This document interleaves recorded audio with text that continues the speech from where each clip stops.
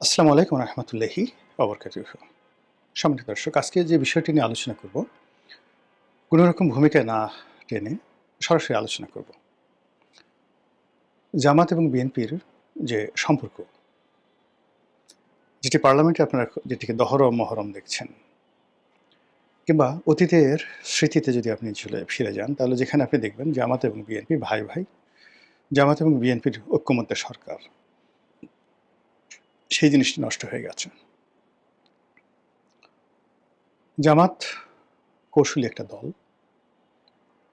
সারাটা জীবন তারা কৌশল করে সফলতা লাভ করেছে। তারা যত যুদ্ধ করেছে, এগুলো গোপনে করেছে। ১৯৭১ সালেই কেবলমাত্র তারা প্রকাশ্যে যুদ্ধ করেছে।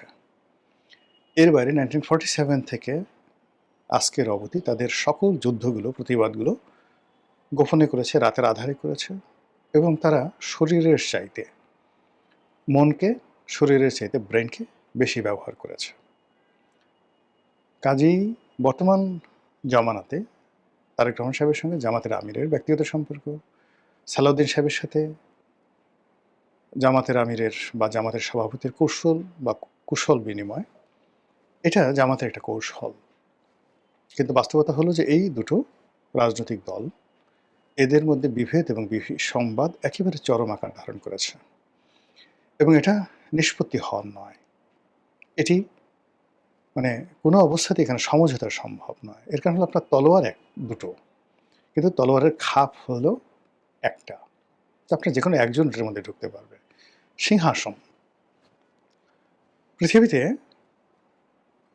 হাজার হাজার ইতিহাস রয়েছে যেখানে ৪-৫ ভাই মিলে একজনকে বিয়ে করেছে, বউ বিয়ে করেছে। প্রেমিকাকে প্রেমিকরা ভাগ করেছে। অথবা প্রেমিক, একজন পুরুষ আছে, ৪ জন নারী আছে। এই একজন পুরুষকে ৪ জন নারী সময়ের প্রয়োজনে মেনে নিয়েছে। এমনি কিন্তু আপনি আমাদের স্বাভাবিক সমাজে এটি হয় না। মানে ৪ বউ একসাথে একজন জামাইকে মেনে নেয় না। কিন্তু সময়ের প্রয়োজনে যখন পুরুষ থাকে একজন, ৪ জন নারী অসহায়, তখন তাদের প্রয়োজনে তারা সেটাকে মেনে নেয়। অথবা একটা পুরুষ, ৪ জন পুরুষ বা ৫ জন পুরুষ, তাদের একজন স্ত্রী থাকবে। পালাক্রমে তারা তাদের স্ত্রীর কাছে যাবে। একদিন একজন, আরেকদিন আরেকজন, আরেকজন। এটা কোনো অবস্থাতেই আমাদের এই সমাজে কল্পনাও করা যায় না। কিন্তু এই ঘটনা এখনো ঘটছে পৃথিবীতে, আর অতীতে অহরহ ঘটেছে। এবং প্রায় কয়েক হাজার বছর ধরে মাতৃতান্ত্রিক সমাজে এভাবে নারীরা অ্যাবসলিউটলি স্বাধীন ছিল, তারা একাধিক পুরুষদেরকে বিয়ে করত। তো এই যে সময়ের প্রয়োজনে যা কিছু অসম্ভব ঘটে, এর মূল কারণটা হলো ক্ষুন্নিবৃত্তি, ক্ষুধার চাহিদা। ক্ষুধার প্রয়োজনে মানুষ এই কাজগুলো, অসম্ভব কাজগুলো করে। কিন্তু যখন ক্ষুধা নিবৃত্ত হয়ে যায়, প্রয়োজন ফুরিয়ে যায়, তখন আর সেই জিনিসগুলো তারা থাকে না, তখন তারা স্বাভাবিক অবস্থায় চলে আসে। তো জামাত এবং বিএনপির যে সম্পর্কটি, এটি ছিল প্রয়োজনের তাগিদে, সময়ের প্রয়োজনে। আর এখন যে পরিবেশ পরিস্থিতি তৈরি হয়েছে, সেটাও সময়ের প্রয়োজনে। বিএনপি এবং জামাতের এই যে সম্পর্কটি, এই সম্পর্কটি এখন অহিনকুল এবং ডাকুমরার সম্পর্কে পরিণত হয়েছে। আর এই সম্পর্কটি কোনো অবস্থাতেই রিবিল্ড করা সম্ভব নয়। একটি বিরোধ, একটি সংঘাত, একটি মতদ্বৈততা, এবং উভয় পক্ষ মানে ব্যাপক ক্ষয়ক্ষতির মোকাবেলা না করে, ক্ষয়ক্ষতির সম্মুখীন না হয়ে, যুদ্ধ না করে এখানে সমঝোতা বা শান্তি চুক্তিতে তারা আসতে পারবে না। কারণটা হলো, সমস্যাটা তৈরি হয়েছে রিজিক নিয়ে। পেটে লাথি দেওয়া হয়েছে। আপনি যখন কারো পেটে লাথি দিবেন, তখন সে সেটা মেনে নেবে না। এখন ধরুন, গত ২টি বছর ধরে জামাত যে জায়গাগুলোতে তারা তাদের আধিপত্য বিস্তার করেছিল, মিলিটারিতে, জুডিশিয়ারিতে, সিভিল অ্যাডমিনিস্ট্রেশনে, পুলিশে, ব্যবসা বাণিজ্যে, ব্যাংক, বিমায়, সর্বত্র এই ১০০ দিনে, সরকারের ১০০ দিনে জামাতের সব কিছু তছনছ করে দেওয়া হয়েছে। যেখানে যেখানে জামাত ছিল সেখানে খুঁজে খুঁজে খুঁজে খুঁজে, অর্থাৎ আওয়ামী লীগকে যেভাবে এই যাকে বলা হয় অপদস্থ করা হয়েছে, শুধুমাত্র জামাতের লোকজনকে জেলে নেওয়া হয়নি, কিন্তু জামাতের সাথে জেলে গেলে জামাতের জন্য বেটার হতো। সেই কাজগুলো না করে যেটা করা হয়েছে, প্রত্যেকটা জায়গা থেকে জামাতকে উচ্ছেদ করা হয়েছে, তাদের রুটি রুজিতে হাত দেওয়া হয়েছে। আওয়ামী লীগ যেভাবে তাদের আর্থিক প্রতিষ্ঠানগুলোকে টার্গেট করেছিল, বিএনপি একইভাবে তাদের আর্থিক প্রতিষ্ঠানগুলোকে টার্গেট করেছে। আপনারা সাম্প্রতিক সময় দেখেছেন যে তাদের খোলামেলা কথাই, যেটা হলো বাংলাদেশের বেশ কয়েকটি শিল্প প্রতিষ্ঠান রয়েছে, যেমন নাবিল গ্রুপ আছে, আকিজ গ্রুপ আছে। এই আকিজ গ্রুপ, নাবিল গ্রুপ, এরা সবাই জামাতের কট্টর সাপোর্টার। পুরো আকিজ গ্রুপের পুরো পরিবার। এর মধ্যে ইভেন আকিজ গ্রুপে আওয়ামী লীগের সমর্থক আছে, আওয়ামী লীগের এমপি ছিল, কিন্তু তারাও মূলত জামাতের প্রতি সফটেন।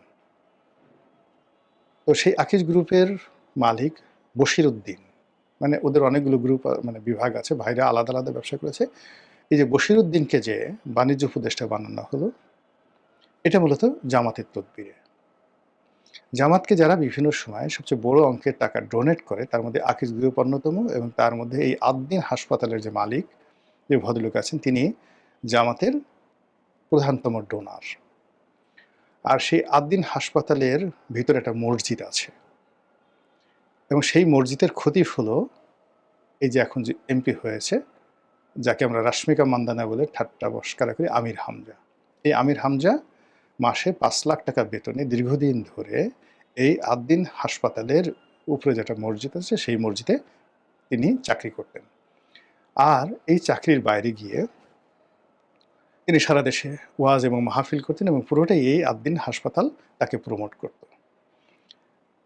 জামাতের অনেক বড় বড় নেতা, যেন ধরুন এই যে এখন আজাহারি, আজাহারিকে যে আজকের এই পর্যায়ে আনা হলো, এটার পেছনে পুরো আকিজ গ্রুপের একটা বিরাট অবদান রয়েছে। আপনারা যারা যশোর, অভয়নগর, বেনাপোল, এই সমস্ত এলাকাতে যেখানে আকিজের ইন্ডাস্ট্রিগুলো, পরিবারগুলো, সেখানে আধিপত্য আছে, সেখানকার লোকজন এই ঘটনার চাক্ষুষ সাক্ষী দিতে পারবেন। গত কয়েক বছর ধরে তারা ওখানে বাৎসরিক ওয়াজ মাহফিল, অর্থাৎ যেটা দেলোয়ার হোসেন সাঈদী চট্টগ্রামের প্যারেড ময়দানে করতেন, তার চাইতে বড় বড়, মানে বড় করে ব্যাপক আকারে জাঁকজমক সহকারে এই আকিজ গ্রুপ সেখানে জামাতের যারা বক্তা, সেখানে তারেক মনোয়ার আছে, আজাহারি আছে, এদের সবাইকে দাওয়াত করে সেই সিরিজ 6 দিন 7 দিন সেখানে সেই মাহফিল পরিচালনা করত। শেষের দিকে শেখ হাসিনা এটা বন্ধ করে দিয়েছিল। তো সেই আকিজ গ্রুপের আদ্দিন হাসপাতালের লাইসেন্স সরকার স্থগিত করে দিয়েছে। বোঝার চেষ্টা করুন, জামাত শেখ হাসিনার পতনের পরে যদি তারা শুকরানা আদায় করে থাকে, আল্লাহর কাছে শুকরানা আদায় করে থাকে, এবং সবচেয়ে বড় প্রাপ্তি যে আল্লাহ তুমি আমাদেরকে সবচেয়ে বড় প্রাপ্তি দিচ্ছ, সেটা জামাত যে সংসদে গেছে তা না, জামাত যে বিরোধী দলে গেছে তা না, জামাত ইসলামী ব্যাংক ফিরে পেয়েছে, এবং ইসলামী ব্যাংকের কর্মকর্তাদেরকে দিয়ে এস আলমের যে বাকি 5টা ব্যাংক আবার তারা দখল করেছে, ওটা ছিল তাদের সবচেয়ে বড় প্রাপ্তি। এর কারণ হল জামাত তো বেসিক্যালি একটা বিরোধী দল হবে, এমপি হবে, এটার জন্য জামাত রাজনীতি করে না।